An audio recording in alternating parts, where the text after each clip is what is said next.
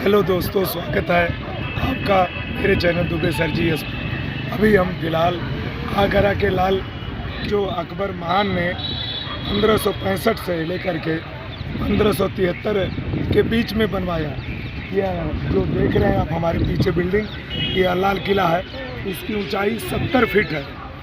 यह राजस्थान के धौलपुर से लाल बलुआ पत्थर ला करके बनाया गया। अकबर ने इस लाल किले का निर्माण यमुना नदी के तट पर ताजमहल से 2.5 किलोमीटर पश्चिम में करा। इसकी चारदीवारी देख रहे हैं जो लगभग 70 फीट ऊंचाई है। यह उसका मेन मुख्य द्वार है। लाल बलुआ पत्थर राजस्थान के धौलपुर से लाया गया है। यह लाल बलुआ पत्थर के निर्माण के कारण इस किले का नाम लाल किला पड़ गया। यह अकबर के द्वारा बनवाया गया और ताजमहल से 2.5 किलोमीटर पश्चिम है, यमुना के तट पर है।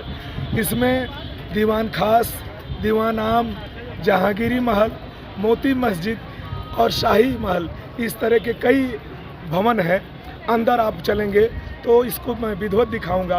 अभी यह लाल किला अकबर का जो है यह आगरे का है और यह अंगिरा ऋषि के नाम पर आगरे का नाम पड़ा था। आगरे नाम भूगोल का तालमी एक विद्वान है जिसने सबसे पहले अंगिरा की जगह आगरा शब्द इस्तेमाल किया था और यह आगरा तब से कहा जाने लगा। आइए आगरे के लाल किले में अंदर आपको प्रवेश कराते हैं। किले की सुरक्षा के लिए बाहर चारदीवारी है। यह एक बड़ी खाई किले के चारों तरफ बनाई गई थी जिससे कोई बाहरी आक्रमण न कर पाए। ये बीच में जो नाले या नदी जैसा आपको दिख रहा है, यह खाई बनाई गई थी किले की सुरक्षा के लिए। इधर आप देख लें, इसमें हमेशा पानी भरा रहता था। जब यहाँ पर शाही दरबार लगता था, अकबर महान रहते थे, यह पानी भर करके इस किले की सुरक्षा के लिए ये चौड़ी खाई का निर्माण किया गया था। अंदर आइए आपको किले में प्रवेश कराते हैं। अंदर लाल किला के जाएंगे तो किन किन सामानों का प्रवेश वर्जित है यह आप जानते रहे। देखिए, आगरा किला परिसर में प्रतिबंधित वस्तुएं, खाद्य पदार्थ नहीं ले जा सकते, खिलौने नहीं ले जा सकते, धूम्रपान, मसाला, फ्लैग, बैनर, फूल, ड्रोन कैमरा, लैपटॉप, हैंडफोन, विस्फोटक हथियार, रंग, स्केच पेन, औजार, शराब, पेय पदार्थ, धार्मिक किताबें, ज्वलनशील पदार्थ, टार्च, मिठाई, टॉफी, हेलमेट, बड़े बैग, ट्राइपॉड, इतनी सामानों को आप नहीं ले जा सकते अंदर।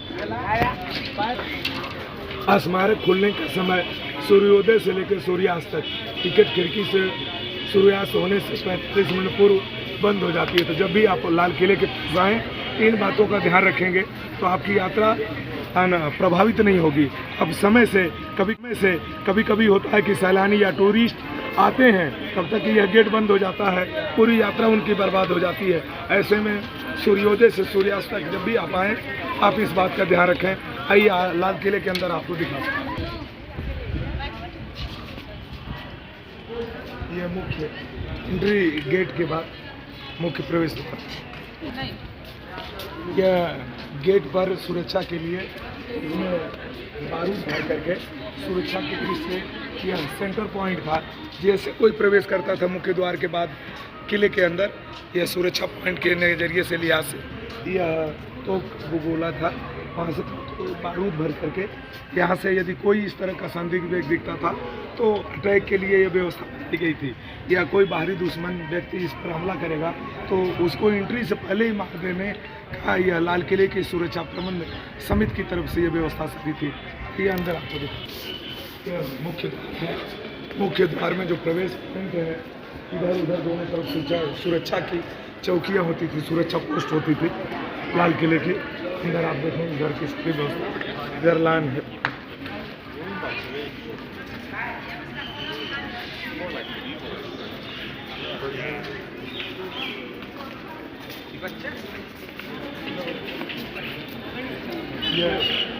ये लाइन वाला पॉइंट है मुख्य द्वार के बाद।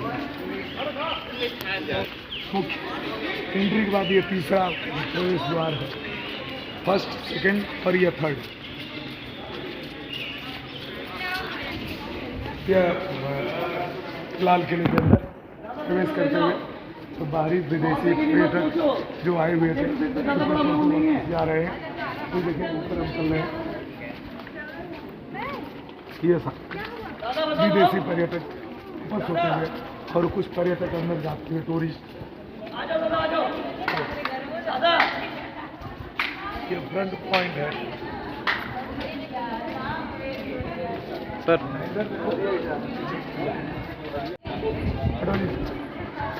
ये देखिए लाल किले की चुनाई अकबर ने उस दौर में 1565 में, इस ईंट का नाम लाहौरी ईंट है। इसमें सीमेंट का प्रयोग नहीं हुआ, चूना है, पत्थर है, राबिस है और बबूल की बिया है, गुड़ है। तो एक बार मैं आपको पुनः बता दूं, इस ईंट का नाम लाहौरी ईंट है। इसे सुर्खी चूना के द्वारा जुड़ाई करते हैं। इसमें राबिस, चूना, पानी, गुड़ और बबूल का इस्तेमाल करके इस तरह की चुनाई हुई थी। यह लाहौरी ईंट की है, लाल किले की। अंकिता गुप्ता, जीना, ज्योति पांडे, मुस्कान, सनम, कुमकुम, योगेंद्र राय, उर्वशी पांडे और ऐश्वर्या। ये पूरा ग्रुप डिसेस के पीजी कॉलेज ये पूरे टूर की रिपोर्टिंग करने वाले अविनाश। ये पूरा मेरा ग्रुप जो है, और पूरा नाइस पर्सन इमरान और हमारे कैमरा पर्सन रुद्र प्रताप के साथ ये पूरी टूर विजिट इस समय रंभा के लिए हम एक एक करके लाल किले के अंदर प्रवेश कर रहे हैं। आपको पूरी वीडियो दिखाते रहेंगे, विजुअल दर्शन लाल किले का कराते रहेंगे। ये लाल किले का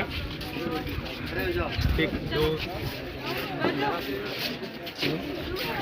ये चौथा लाल किले में प्रवेश के बाद ये चौथा प्रवेश द्वार है। इस प्रवेश द्वार की जो बनावट है ये मेहराब आकृति की है। इस मेहराब में देखिए जो कलाकृति या नक्काशी है, ये मुगल कालीन वास्तु आर्किटेक्ट की सबसे बेहतरीन नमूनों में से एक है। और इधर आप देखें ये पूरा लान और वह किले पर जो बुर्ज बने हैं, खिड़कियां बनी गए, सामान्य भाषा में आप समझते होंगे।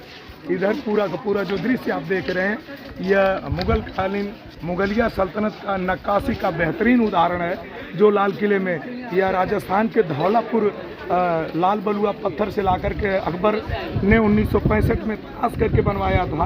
अंदर इसमें दीवान खास, दीवान आम, मोती मस्जिद, ये सारी डिटेल अंदर है जो आपको हम दिखाते रहेंगे।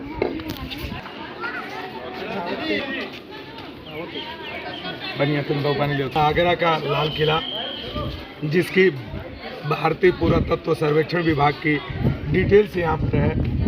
आगरा का लाल किला भारत में विशिष्ट है, जो सभी प्रारंभिक मुगल शासकों का निवास स्थान रहा है। यह किला एक प्राचीन स्थल पर निर्मित है, जो परंपरागत रूप से बादलगढ़ के नाम से प्रसिद्ध था।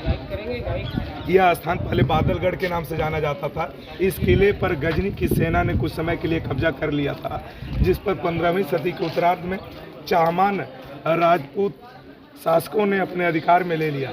इसी सदी के अंतिम दशक में आगरा ने राजधानी होने का गौरव प्राप्त किया, जब सिकंदर लोदी 1487 से लेकर 1517 ईस्वी सन ने अपनी राजधानी दिल्ली से आगरा स्थानांतरित की और किले में कुछ भवनों का निर्माण कराया।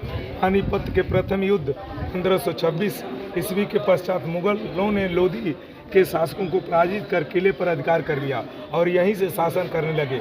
हुमायूं का राज्यारोहण इसी किले में 1530 ईस्वी में हुआ। किले का वर्तमान स्वरूप में अकबर के शासनकाल 1556 से लेकर के 1605 ईस्वी में स्थापित हुआ। अबुल फजल के अनुसार 1558 सन से जब अकबर यहाँ पहुँचा तो ईंटों से निर्मित यह किला जीर्ण अवस्था में था और बादलगढ़ के नाम से प्रसिद्ध था। अकबर ने इसे लाल बलुए पत्थर से पुनर्निर्मित करने का आदेश दिया। लगभग 8 वर्षों में 1565 से लेकर के 1573 में यह बनकर तैयार हुआ। यह लाल बलुआ पत्थर वही राजस्थान के धौलपुर से लाया गया। यह किला प्रायः अर्ध वृत्ताकार योजना में निर्मित है, जिसकी समरेखा यमुना नदी के समानांतर है। इस किले की मुख्य व्यवस्था दोहरी सुरक्षात्मक दीवारें हैं, जो लगभग 21 मीटर ऊंची हैं। इन प्राचीरों में निश्चित अंतराल पर वृत्ताकार सुदृढ़ बुर्ज बने हैं। एक चौड़ी एवं गहरी खाई किले के चारों ओर सुरक्षात्मक दृश्य बनाई गई है। किले में 4 प्रमुख दरवाजे हैं, जिनमें दक्षिणी दरवाजा अमर सिंह गेट के नाम से जाना जाता है और वर्तमान में पर्यटकों के लिए यही मुख्य द्वार है। उत्तरी दिशा में स्थित दरवाजा दिल्ली दरवाजा के नाम से प्रचलित है। मूल रूप से इन दोनों दरवाजों में उठने वाले पुलों का प्रावधान था, जो कि सुरक्षा के दृश्य महत्वपूर्ण थे। अन्य 2 दरवाजों पर हाथी दरवाजा और खिड़की दरवाजा के नाम से जाने जाते थे, जिनमें खिड़की दरवाजा नदी के ओर खुलता था। अबुल फजल के अनुसार इस किले में 500 सुंदर भवन थे, जिनमें से कुछ को शाहजहां ने तोड़वाकर संगमरमर के महलों में परिवर्तित कर दिया। अकबर कालीन अधिकांश भवनों को ब्रिटिश शासकों ने तोड़वा कर छावनी के रूप में परिवर्तित कर दिया। वर्तमान में मुश्किल से 30 मुगल कालीन भवन बचे, जो मुख्य रूप से नदी की तरफ स्थित हैं। आगरा के किले को 1983 ईस्वी में यूनेस्को ने विश्व संदाय स्मारकों की सूची में शामिल किया, अर्थात यह विश्व धरोहर के रूप में शामिल हो गया। आइए और जो डिटेल विश्व दाय स्मारक आगरा लाल किला। आगरा किला विश्व की सांस्कृतिक एवं प्राकृतिक धरोहर के संरक्षण कन्वेंशन द्वारा विश्व दाय सूची में नामांकित किया गया है। कोई भी ऐसा स्मारक या प्राकृतिक स्थल जो मानवता के लाभार्थ संरक्षण के योग्य समझा गया हो का विश्व दाय सूची में नामांकन उसके विशिष्ट सार्वभौमिक महत्व की पुष्टि करता है। और यह लाल किला आगरे का इस बात का जीता जागता प्रमाण है, क्योंकि यह विश्व धरोहर सूची में शामिल है।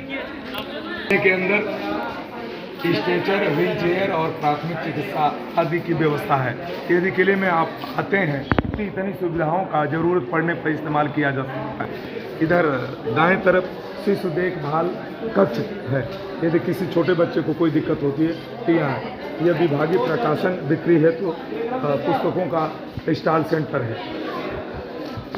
देखिए सुसम्मन बुर्ज अंगूरी बाग, यह जो पोर्शन आपको हमारे दाहिने तरफ दिख रहा है यह अंगूरी बाग का है, इसका सुसम्मन बुर्ज नाम है।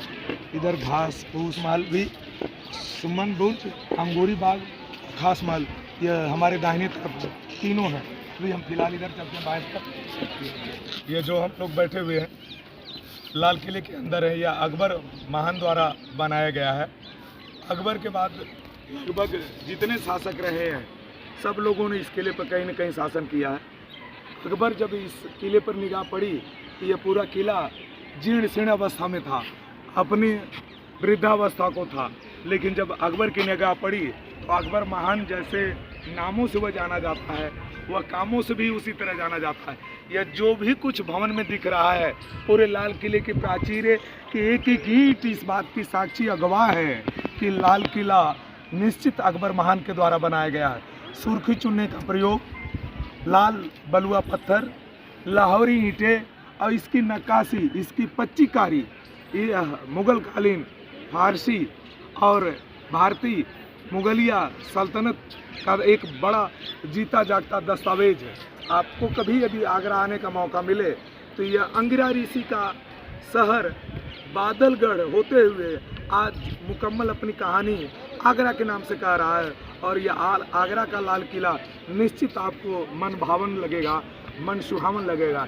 इसकी चारदीवारी, इसकी लाल लाल दीवारें और यह सफ़ेद जो स्टोन का भवन दिख रहा है, यह ग्रीन पार्क जो आपको दिख रहे हैं, यह कसीदाकारी जो दिख रही है, निश्चित आपको आवाज़ दे दे करके कह रही है एक बार आगरा अवश्य आना है। सबको आना, एक बार आना है।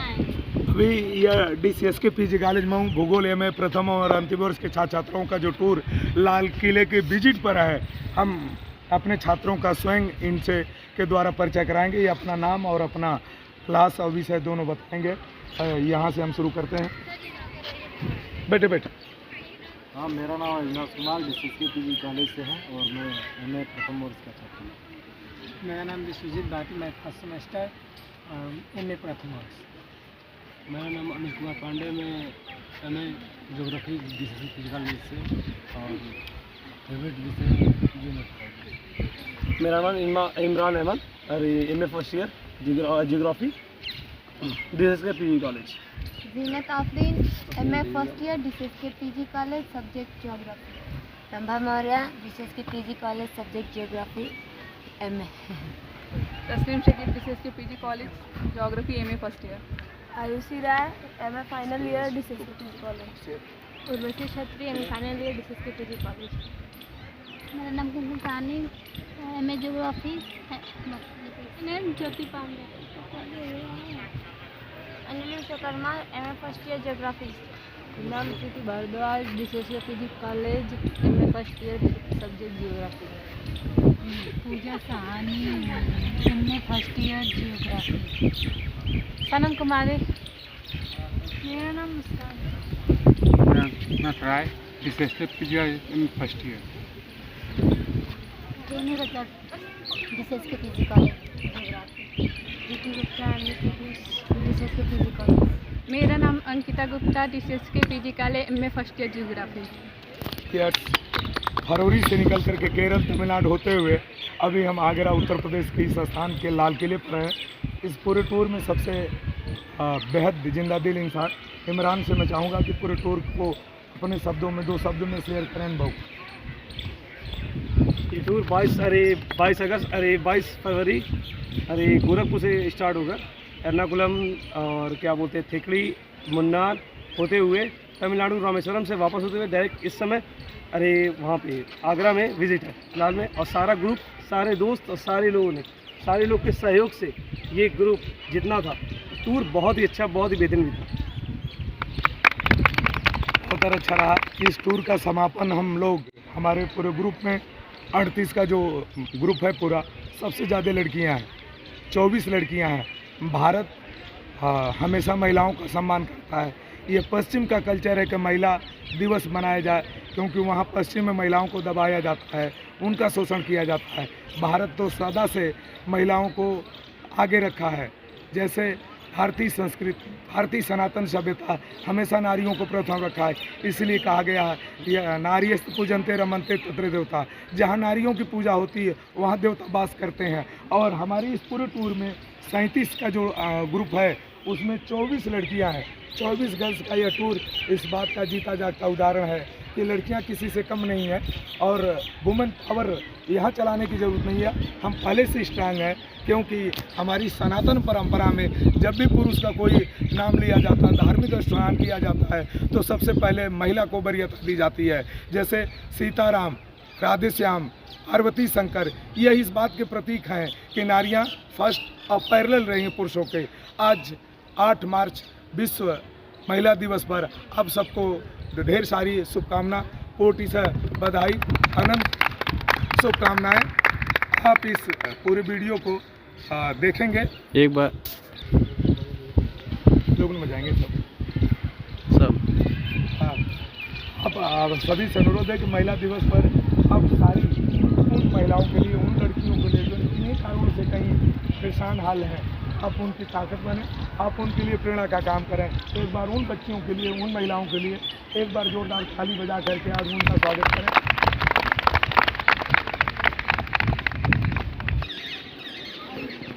यह लाल किले के अंदर पूरा पार्क है. इसमें विभिन्न प्रकार के फूलों को लगाया गया है, जिससे कि सैलानी और पर्यटक आए. देखिए उस बीच में एक गिलहरी कितने मस्ती से अपने चारे को चूमते हुए आगे बढ़ रही है. पर्यटक जितने टूरिस्ट आए हुए हैं वे इस किले का आनंद ले रहे हैं, घूम रहे हैं. तो ये पूरी बिल्डिंग आप देख लीजिए. इधर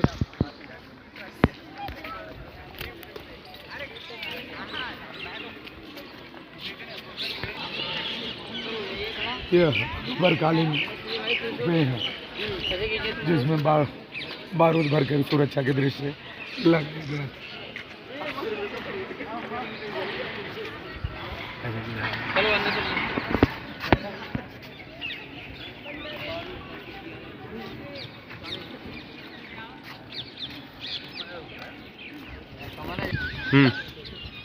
ये देखिए लाल किले की नक्काशी, इतनी गजब की नक्काशी है. उस दौर में जब इतनी हाई टेक्नोलॉजी नहीं थी, तभी यह पिच्चीकारी और नक्काशी जो लाल बलुआ पत्थर पे की गई है, कितनी खूबसूरत है, कितनी बेहतरीन नायाब तरीके से लाल किले पर इसको उकेरा गया है. देखिए ये डिज़ाइन जो बनाई गई है कितनी बेहतरीन और खूबसूरत है. कलश के आकृति को दी गई है. पूरा बेहतरीन है।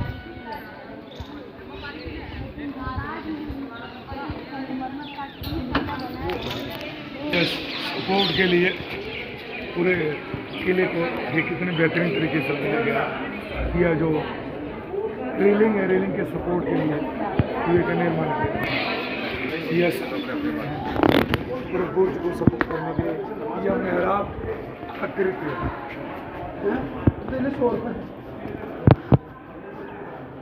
ये इनको पूरी नॉलेज है।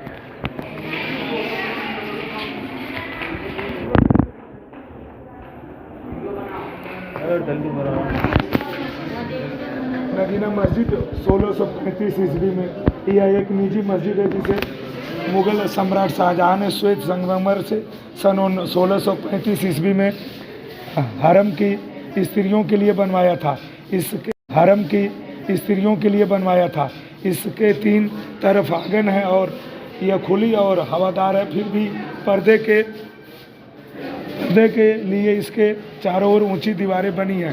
प्रार्थना कक्ष में 2 अभिलम्ब हैं और मुख्य द्वार मुखर पर 3 मेहराब हैं जो शाहजहां की शैली के अनुरूप दांतेदार हैं। यह प्रस्थ पायों पर टिके हैं। मध्य का मेहराब पार्श्व के मेहराबों से बड़ा है। द्रष्टव्य है कि यह मुखार पर जो छज्जा है वह बीच में अर्थात मध्य मेहराब के ऊपर वक्राकार है और इसी प्रकार उसके ऊपर मुंडेर भी वक्र है। शीर्ष पर 3 कंदाकार गुंबद है जो पद्म कलश और सुशोभित है। मध्य का गुंबद बड़ा और ऊंचा है, बंगलादार है अर्थात छज्जों और मुंडेर के चांपी चक्र के मुख्य कक्ष पर इमारत के उठान को विशिष्ट महत्व दिया गया और यही इस इमारत का विशेष लक्षण है। मुख्य कक्ष के दोनों छतों भी त्रिकोणीय बंगलादार हैं। एक छोटा सा कुंड है जिसमें एक झरना भी है। इसकी पूर्वी दीवार में वजू के लिए बना है। सन 1658-69 में बनी दीवार दिल्ली के लाल किले की मोती मस्जिद के अतिरिक्त यह मस्जिद शाहजहां की निजी मस्जिदों में सबसे अधिक सुंदर है। इस नगीना मस्जिद की 2 विशेषता है कि यह महिलाओं के लिए बनाई गई थी। जो स्त्रियां सामान्य जनरल मस्जिदों में नमाज अदा करने नहीं जाती हैं, उन महिलाओं के लिए जो इस किले में रहती थी, उनके हरम में रहने वाली महिलाओं के लिए इस मस्जिद का निर्माण किया गया था। और इसकी 2 बातें जो मुख्य रूप से हैं, इसमें पद्म और कलश, जो अकबर कहा जाता है कि अकबर महान था, अकबर गंगा यमुनी तहजीब का सबसे बड़ा पैरोकार था। मुस्लिम या मुगल संस्कृति में यह दोनों बातें बहुत बिरली मिलती हैं, क्योंकि कलश और पद्म यह दोनों सनातन संस्कृति के प्रतीक हैं, हिंदू धर्म के प्रतीक हैं। मुगल होते हुए यह पूरा का पूरा अकबर इन दोनों का इस्तेमाल किया। इससे उसके गंगा यमुनी तहजीब का जीता जागता उदाहरण ये है। जो ऊपर आगे बढ़ेंगे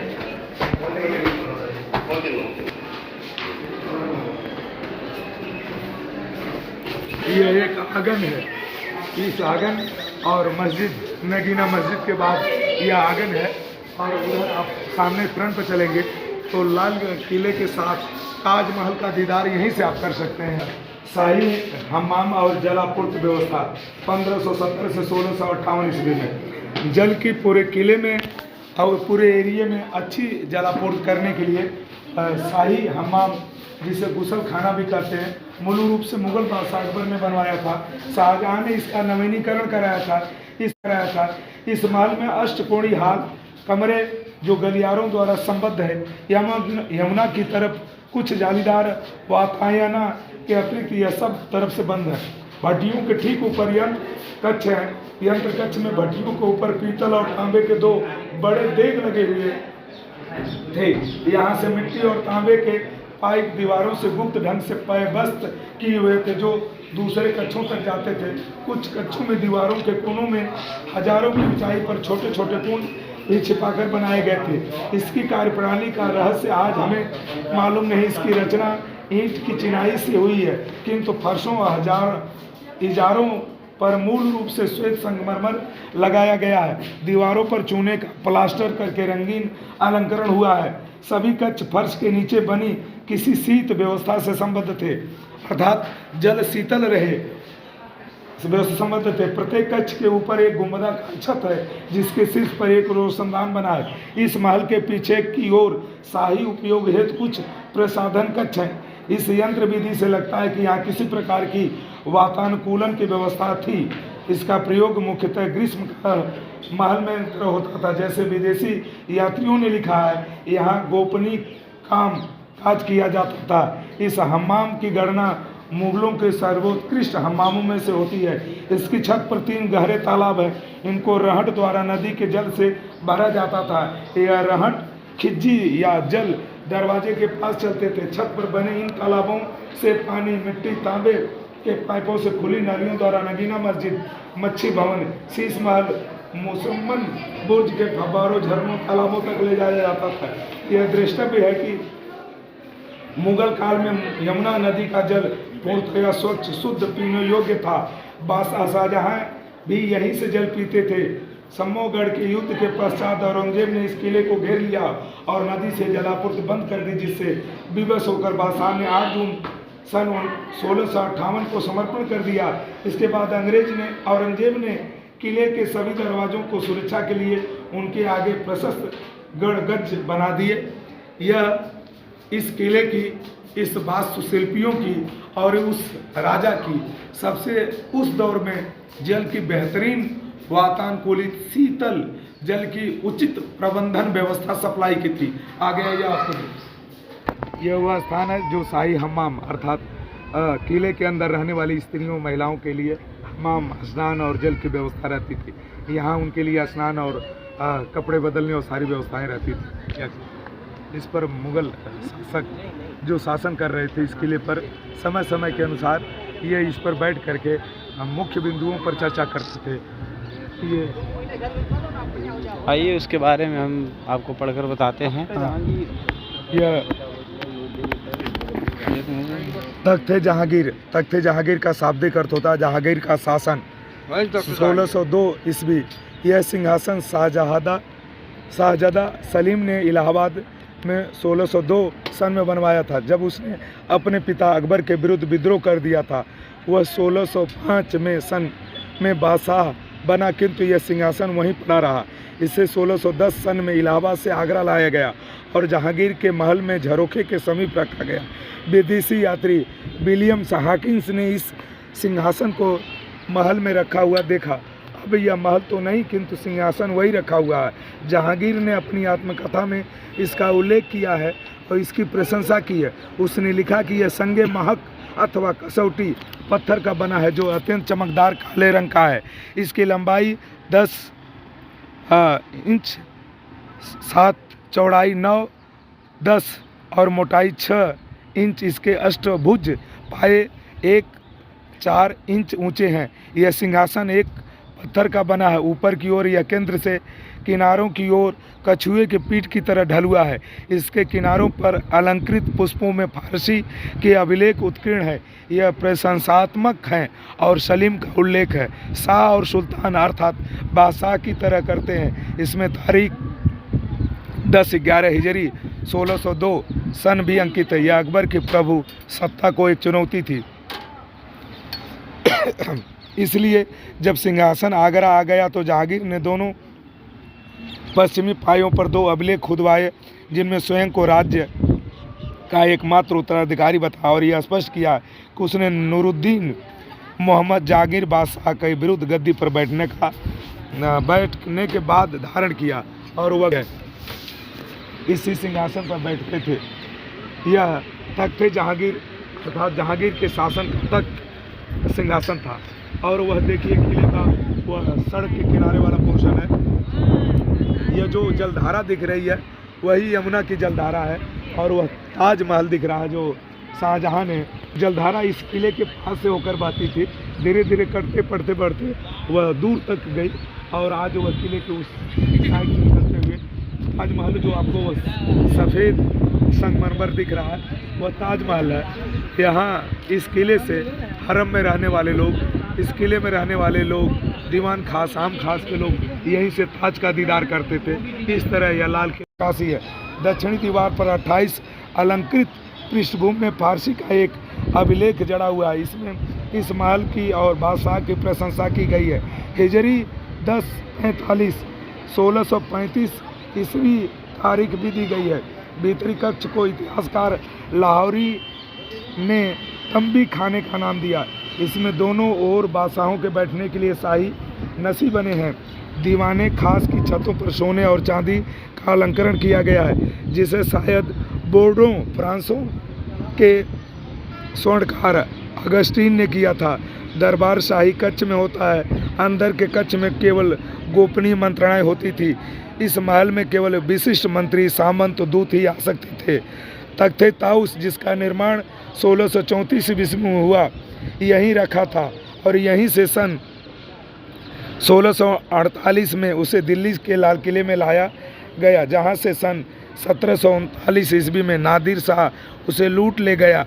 इसी दीवाने खास में शिवाजी औरंगजेब से मिलने के लिए 1666 ईस्वी में आए थे। इसके सामने हम्माम से लगा हुआ श्वेत संगमरमर का अत्यंत अलंकृत एक दालान था। इसे विलियम बेंटिक सन 1828 से 35 में काल में उखाड़कर इंग्लैंड भेज दिया गया और यह अभी भी लंदन के विक्टोरिया अल्बर्ट म्यूजियम में रखा हुआ है। मैं जिस दीवाने खास श्वेत संगमरमर की बात कर रहा हूँ, यह वही भवन है। आप देख रहे हैं, यह सारी पिच्चिकारी नक्काशी मुगलिया सल्तनत की सबसे बेहतरीन वास्तुकलाओं में से एक है, जो ये सफ़ेद संगमरमर धौलापुर राजस्थान से लाए हुए पत्थरों से बनाया गया था। यही ये दीवाने खास था और वह गद्दी थी जिस पर बैठ करके मुगल शासक अपनी भावी मंत्राओं की चर्चा करते थे। और वह सारा मस्जिद है, नगीना मस्जिद, और ये पूरा आंगन है और दाएं तरफ यमुना नदी और ताज का दीदार है। दीवान खास और इस किले की महिलाएं, हरम के लोग यहीं से ताज का दीदार करते थे।